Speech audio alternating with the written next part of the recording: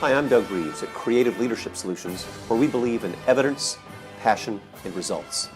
Today, I'd like to talk about 3 steps for effective performance assessments. Now, I know a lot of people want to do performance assessments because they're weary of multiple choice assessments and they know that that doesn't really reveal very much about what students know and don't know.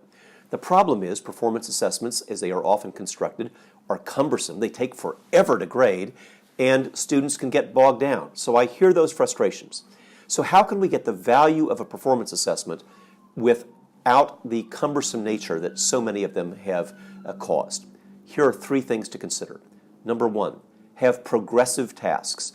I like the 4x4 model. That is 4 tasks, each one of which is progressively more difficult, and then 4 levels of performance. So the first task might be asking, is the student ready to approach the problem? And the second task establishes proficiency at different degrees of the various standards, and they ought to be several standards that I'm addressing with this performance task. And then the third task and the fourth task. So I might, in a classroom, have students working on several different tasks. That's built-in differentiation. Not differentiation after the fact, but I bake it in right when I start, understanding that students will proceed at different paces. Secondly, we've got to have clear and specific rubrics. And my guideline here is, are the rubrics so clear that students can use them themselves? For a first grader, that might be a series of I can statements.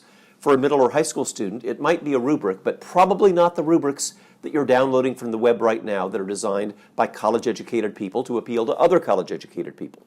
I've seen some in the last 24 hours that are overwhelmingly convoluted, difficult, and confusing. If you want to send clear signals on how to evaluate student work, both to students and to teachers, the rubrics have got to be clear and unambiguous.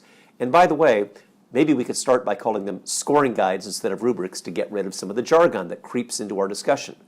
Moreover, if you want to know if it's good, don't ask me and don't ask anybody else. Ask the kids. Ask your colleagues. The acid test of a clear and unambiguous rubric is, can I give a group of 5 teachers an anonymous piece of student work and the scoring guide, the scoring rubric, and see if 4 out of 5 agree. It doesn't have to be perfect.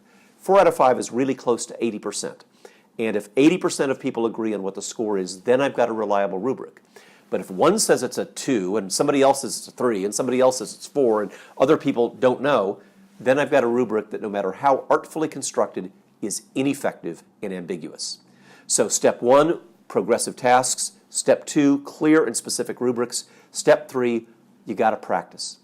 You know, performance assessment is hard. It's hard for the kids. It's hard for us too. But let me tell you about a study that I did that I found really interesting.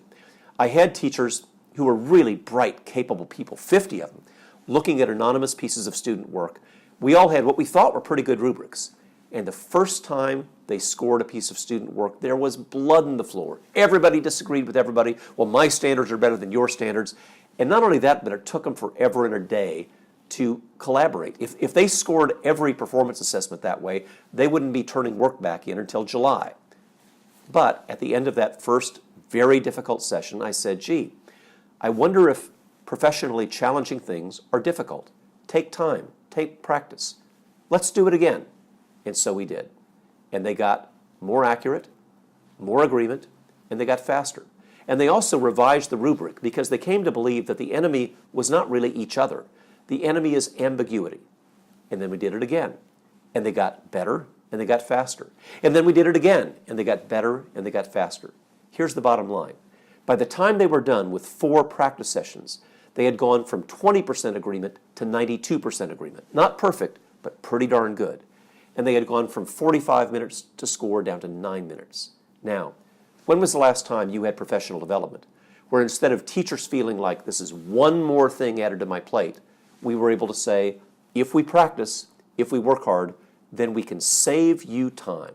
Save you time on one of the most time-consuming things that we do as educators, and that is scoring performance assessments. So, progressive tasks, clear and specific rubrics, and practicing with real student work.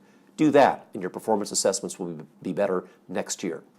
At Creative Leadership Solutions, we provide keynotes, workshops, coaching, and consulting. Please call us for more information. Thanks for listening.